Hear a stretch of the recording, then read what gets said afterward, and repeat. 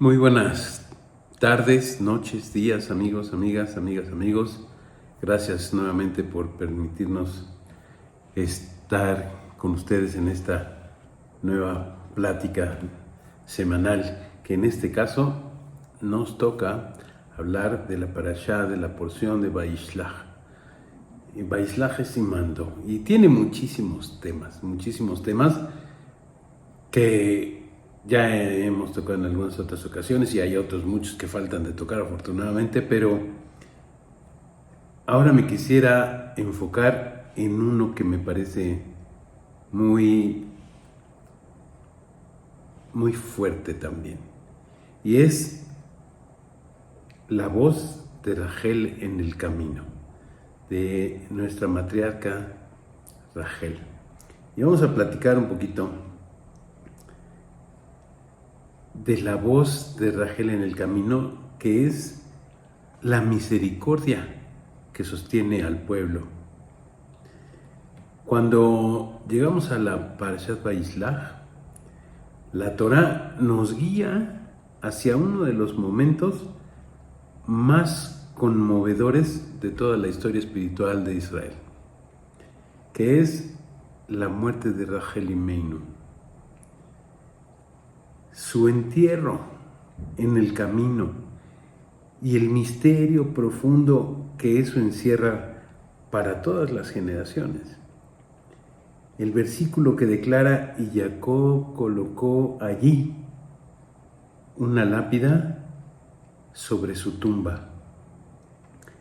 Es la lápida de la tumba de Rachel hasta el día de hoy. Eso está en Bereshit 35:20. Y de inmediato, la tradición mística abre una puerta hacia los secretos ocultos de estas palabras. El Zohar, en Parashat Vaishlach, nos enseña que Rabí Yossi preguntaba: ¿por qué Jacob puso una lápida exactamente en el lugar en donde murió? ¿Por qué marcó el sitio con tal precisión? La respuesta es: ¿para qué? Para que ese lugar no permanezca oculto hasta el día en que el santo, bendito sea, resucite a los muertos, tal como está escrito hasta este día, es decir, hasta ese mismo día, dice el Zohar 1:171a. Rabí Yehudá agrega otra dimensión a esto y nos dice: hasta el día en que la Shejinah vuelva del exilio a ese mismo lugar. Y cita un versículo de el profeta Yirmiyahu que dice: hay esperanza para tu final, dijo Hashem, y regresarán los hijos a sus fronteras. Y añade el Zohar que cuando eso ocurra, Israel estará en la tumba de Rachel y llorarán allí tal como ella lloró por el exilio de Israel. Ay, perdón. Y entonces Rachel se alegrará con Israel y con la Shejinah, dice el Zohar. Estas palabras abren el corazón porque no están hablando tan solo de una historia, sino de un futuro. No de geografía, sino de destino. Rachel, que murió en el camino, sigue viva en la conciencia espiritual del pueblo de Israel, acompañando cada retorno, cada llanto, cada súplica. La decisión de Jacob, que es en el contexto que nos ayuda a entender la fuerza de este acto, Jacob pasó unos años fuera de su hogar, sabemos. Primero, 14 años que estudió con Shem y con Eder. Y estaba preparando espiritualmente para todo lo que le esperaba, para el desafío de su misión, que no iba a ser nada fácil. Después estuvo 20 años en la casa de Labán. En la casa de Labán, en Harán, donde se casó con Lea y también con Rachel. Y sabemos ya toda la historia, cómo fue, etc. Allí, en casa de Labán, en Harán, vivió bajo una constante y un complejo juego de presiones, de situaciones, de trabajo, de engaños, pero también de providencia. Cuando al fin logra salir de la casa de Labán, Jacob se dirige hacia casa de sus padres, hacia Eretz Israel. Y está ya listo y tiene las ganas, tiene ya pues no, a lo mejor la urgencia también de ya tener un lugar propio, de ya tener un lugar independiente. Ya está listo para una vida distinta, ya tiene sus esposas, sus hijos, ya tiene familia, ya tiene todo. Y es justo en ese tránsito, en las cercanías de Efrat, ya muy cerca de Jerusalén, cuando ocurre un golpe inesperado. Sabemos cómo ocurre. Llega Labán buscando sus ídolos que efectivamente Rachel se había llevado con ella, con la mejor de las intenciones, pero sin avisar ni a Labán. Obviamente no le avisó, pero tampoco a Jacob. Y sabemos que Jacob, cuando Labán está buscando sus ídolos por todos lados, Jacob dice: aquel que tenga tus ídolos morirá. Y ya hemos hablado también de que cuando un tzadik habla, las cosas suceden. Y efectivamente, en ese camino, Rachel, que sí tenía los ídolos, murió. Rachel entra en labor y da a luz a Binyamin. Y al dar a luz muere en el parto. La Torá dice simplemente: y Rachel murió y fue enterrada en Efrat, que es Betlehem. Es Bereshit 35:19. Pero los sabios preguntan: ¿por qué ¿por qué no llevar su cuerpo a Jerusalén? Ya está cerca. O ¿por qué no mejor a Meharat Machpelah, a la cueva de Machpelah, donde están enterradas las parejas? Está Abraham y Sara, está Isaac y Rivka. ¿Por qué no hay? Y donde algún día reposaría también Lea. La respuesta del Midrash en Bereshit Rabbah 82:10 es tan profunda que difícilmente puede leerse sin estremecerse, sin que nos cause así como... Si Jacob vio proféticamente que los hijos de Israel serían exiliados y pasarían por ese camino.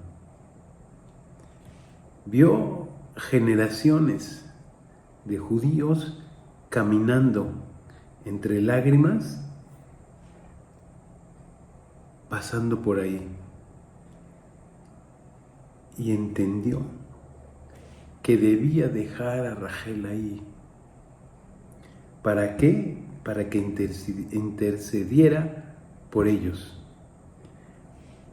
Por eso la dejó ahí a la vera del camino, como se dice, porque Rachel no sería solamente una esposa,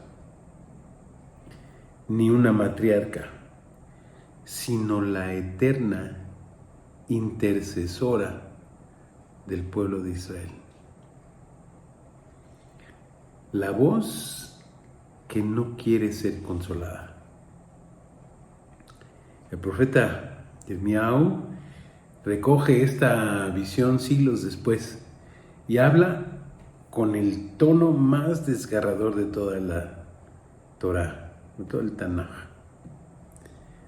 Una voz se escucha en las alturas, dice.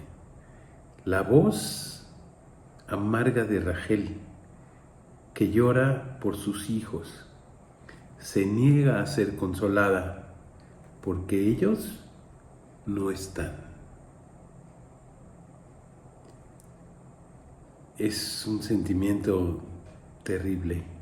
Eso está en Yirmiyahu 31:15. Rachel llora. Llora por los desterrados, por los desaparecidos, por los hijos de cuya tierra se alejan, cuyo hogar se fractura. Y entonces, como un rayo que rompe la noche más profunda, llega la respuesta divina. Detén tu voz del llanto y tus ojos de las lágrimas, porque hay recompensa para tus esfuerzos. Hay esperanza para tu futuro y los hijos regresarán a sus fronteras. Eso está en Yirmiyahu 16:17. El Midrash Haggadah, que cita Rashi, describe este momento como un diálogo místico entre los patriarcas y Akadosh Baruj Hu, cuando los patriarcas y las matriarcas entraron para interceder por Israel.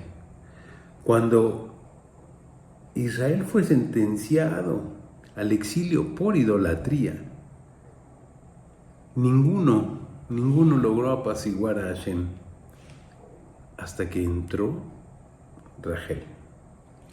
Y Rachel dijo: Señor del universo, ¿quién tiene más misericordia, tú o un ser humano? Yo permití que mi hermana fuera introducida en mi lugar para no avergonzarla.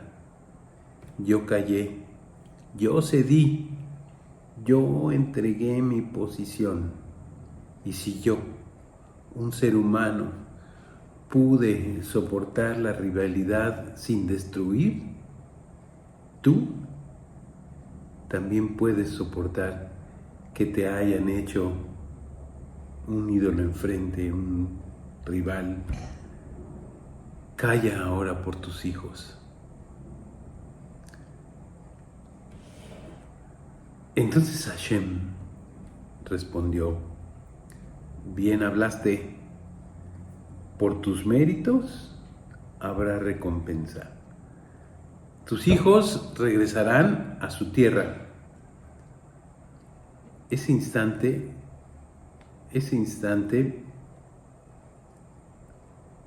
la misericordia de Rachel, la forma en cómo se expresó, la manera en la que la pidió, el sentimiento, la emoción, la pasión con la que lo pidió Hashem, la misericordia de Rachel abrió la puerta del perdón. Y la unidad indivisible de Rachel y Lea, nuestros sabios nos enseñan que Rachel y Lea no son dos líneas separadas dentro del pueblo judío. Son un alma dual, un complemento perfecto.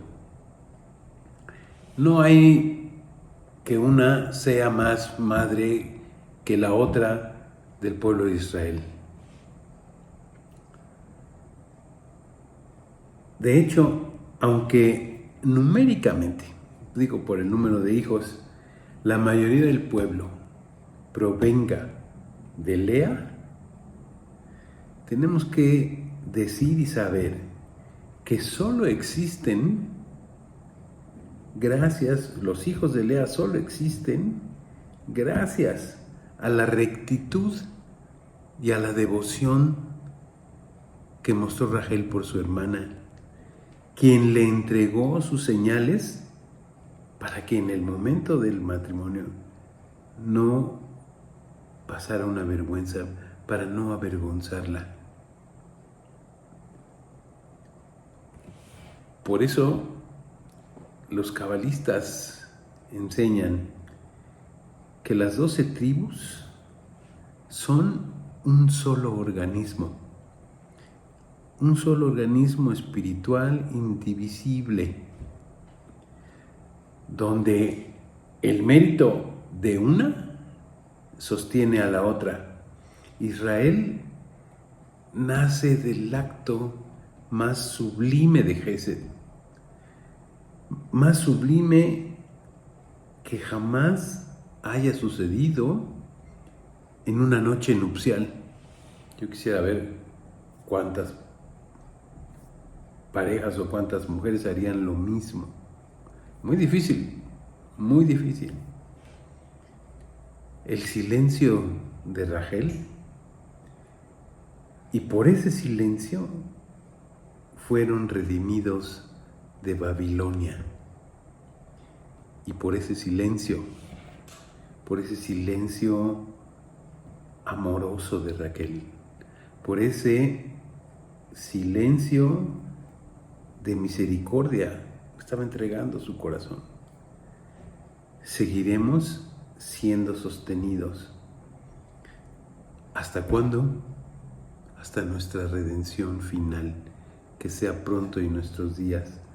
La voz de Rachel en nuestro tiempo, los maestros de la mística enseñan que aún hoy, cada medianoche, el alma de Rachel llora por Israel. Por eso existen 2 tikkunim, Tikkun Rachel y Tikkun Lea, que leemos después de la medianoche en Hatzot. Qué grandes tzadikim son los que recitan estos tikkunim para pedir el regreso total y completo y de una vez por todas de Israel a su tierra y el retorno eterno de la Shejinah al mundo. Tikkun Rachel refleja el llanto por la destrucción, por el exilio, por la distancia. Y el Tikkun Lea refleja la dimensión oculta, la dimensión elevada que anticipa la reparación. Ambos juntos forman la plegaria más profunda de nuestra historia.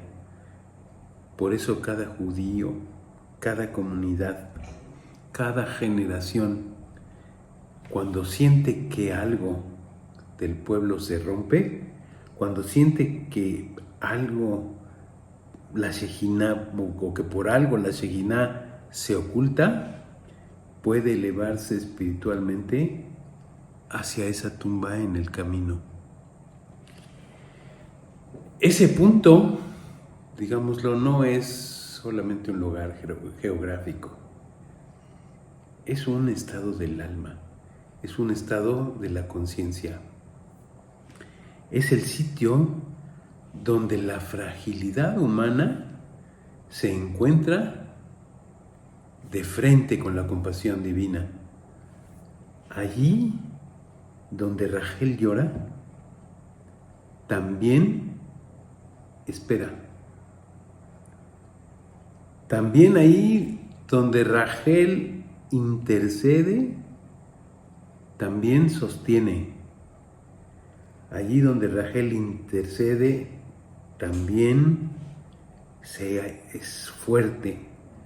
Allí donde Rachel fue enterrada, Israel encontrará su camino de retorno. Pirkei Avot, la ética de nuestros padres, nos dice: el mundo se sostiene en 3 pilares: la Torá, el servicio divino y los actos de bondad. Y yo me pregunto, ¿qué mayor acto de bondad existe que la capacidad de ceder, la capacidad de callar para evitar la vergüenza o la deshonra de otro? Más adelante afirma: sé delgado como un junco y dócil ante cada persona. Dice el Pirkei Avot. Rachel encarna esto en el nivel más alto, en el nivel más alto que un ser humano puede alcanzar, la capacidad de renunciar al propio honor, de renunciar a su amor, de renunciar prácticamente a su vida para preservar la dignidad de otro, en este caso para preservar la dignidad de Lea. Y enseña también: haz su voluntad, dice Pirkei Avot, haz su voluntad como si fuera la tuya, para que Él, Kadosh Baruj Hu, Él haga tu voluntad como si fuera la suya. Rachel hizo la voluntad divina incluso cuando le significó perder lo que más amaba. Por eso, cuando ella pide misericordia por Israel, Hashem responde como si su voz fuera su propia voz. La muerte de Rachel. La muerte de Rachel significa todo. La muerte de Rachel en el camino significa que no es un final, es un comienzo eterno. No es un accidente, es un pacto. No es una tragedia, es una profecía viva. Ella quedó en el camino. ¿Por qué? Para que nosotros sigamos caminando. Ella llora para que nosotros, y porque nosotros aún tenemos lágrimas. Ella intercede porque el exilio no ha terminado. Pero ella también escucha la promesa de Hashem, que dijo: hay esperanza para tu futuro. Cada generación que se levanta, cada retorno a la tierra, cada despertar espiritual del pueblo judío es un eco de la promesa pronunciada por Hashem a Rachel. Mientras exista esa tumba en el camino, habrá un camino de retorno. Mientras exista la voz de Rachel, habrá esperanza en y para Israel. Mientras exista la memoria de esa maravillosa y grandiosa madre espiritual, la Shejinah nunca nunca estará completamente exiliada. Que el mérito de Rachel Imeinu nos envuelva como un manto de luz, que sus lágrimas puras se transformen en protección para cada uno y uno de los hijos de Israel, que su voz, la voz que se niega a ser consolada, interceda por nosotros ante el trono celestial, que veamos pronto el regreso completo de la Shekinah Atzion, el retorno de los hijos a sus fronteras, y que el mundo entero sea iluminado con la compasión que brota de aquella tumba, de esa tumba que está en el camino. Que sea su voluntad que vivamos para ver la redención final en paz, en plenitud y en misericordia. Amén. Ken Yehi Ratzon, Baruch Adonai Olam. Amén ve amén. Amigos, amigas, muchísimas gracias por esta nueva oportunidad y espero que nos conectemos con esa energía de Rachel Imeinu, esa energía de esa madre protectora que cuida, llora por sus hijos, pide por sus hijos, y que gracias a ese mérito maravilloso que tuvo Rachel de dar lo que más quería por su hermana, que nos lleve de retorno pronto a la tierra de Israel, que nos lleve de retorno en conciencia a la tierra de Israel en físico y en conciencia también. Muchísimas gracias. No me quiero ir sin agradecer a todos ustedes por la generosidad de sus contribuciones. Hashem, que todo lo ve, que todo lo sabe, se los devolverá en bendición, en amor, en felicidad, en salud, en abundancia también económica. Que tengamos una semana maravillosa, con muchísima alegría, mucha felicidad. Shalom, Ubrajot para todos. Gracias, Joel, y hasta la próxima.